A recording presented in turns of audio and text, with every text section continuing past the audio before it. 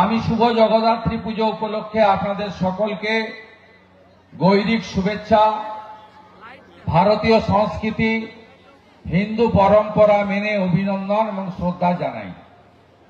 সাথে সাথে আমাদের গত কয়েকদিন ধরে বিশেষভাবে সনাতন ধর্মের অনুসারীরা, ভারতবর্ষের পূর্বাঞ্চল এলাকার মানুষেরা, তারা সূর্য ভগবানের উপাসনা এবং ছট পুজো, ছটি মাইয়ার পুজো করেছেন। তাদের উৎসব আজকেও চলছে। আজকে প্রত্যুষে সূর্যোদয়ের আগে সমস্ত ঘাটগুলিতে তারা প্রথা মেনে ব্রতীরা এবং অন্যান্য শ্রদ্ধালুরা সমবেত হয়েছিলেন। সনাতনকে রক্ষা করার চেষ্টা করছেন।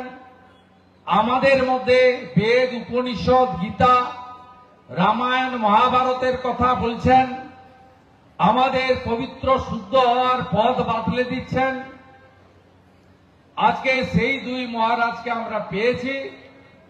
বিশ্ব হিন্দু পরিষদের বিশেষ সংগঠন এবং হিন্দু জাগরণ মঞ্চের অন্যতম সংগঠক স্বামী নির্গুণানন্দ মহারাজজি এবং প্রভু বন্ধু গৌরব মহারাজজি, আমি তাদের দুজনকে অন্তর থেকে দণ্ডবত প্রণাম নিবেদন করি। আমরা বিপন্ন। আমি রাজনীতির লাভ ক্ষতির কথা না বলেও বলবো যে হিন্দুরা তাদের পরম্পরা, তাদের সংস্কৃতি, তাদের ঐতিহ্য রক্ষা করতে পারছে না।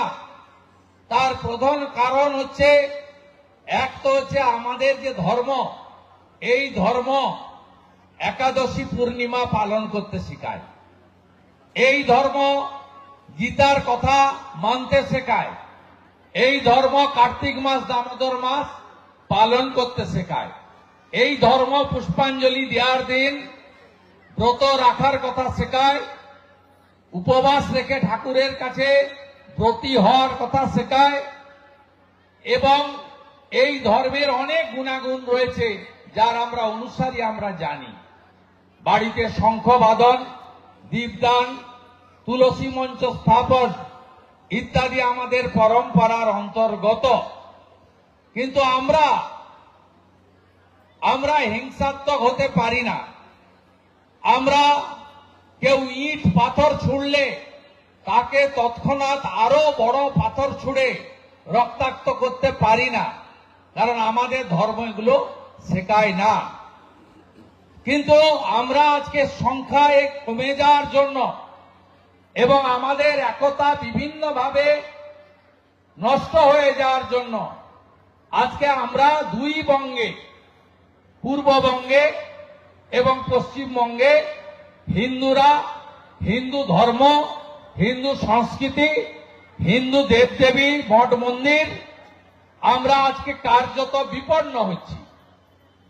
এই জায়গায় দাঁড়িয়ে আমি উদাহরণস্বরূপ বলবো, বিভীষিকাময় দেশভাগ আজকে বাংলাদেশের হিন্দুদের, আগের পূর্ব পাকিস্তানের, আমাদের প্রায় শেষ করে দিয়েছে।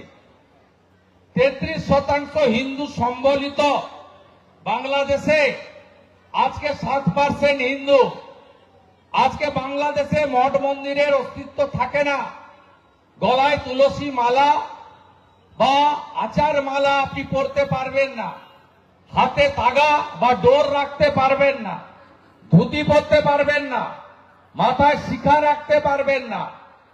হিন্দুদের শাখা পলা বা আমাদের বৈষ্ণব সমাজ, হিন্দু সমাজের যে তিলক, এই তিলক আপনি রাখতে পারবেন না। এই অবস্থা বাংলাদেশে হয়েছে। তার কারণ আমরা 33%-এর জায়গায় আজ 7%-এ পৌঁছে গেছি। আজকে বাংলাদেশে কে ছাড় পাচ্ছে?